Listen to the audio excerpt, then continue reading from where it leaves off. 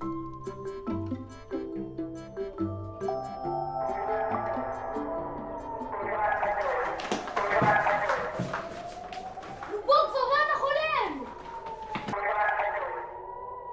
טעם לעשות מסיבה ככה, בטוח יהיה צבע אדום. אני לא באה. גם אני לא. זה פורים, אתן לא יכולות להישאר בבית.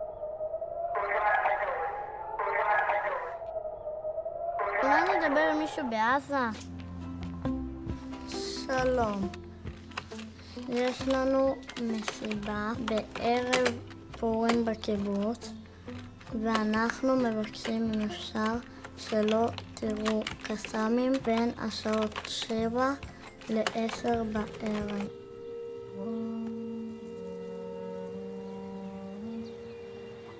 אתה חושב שזה יעבוד? הלוואי.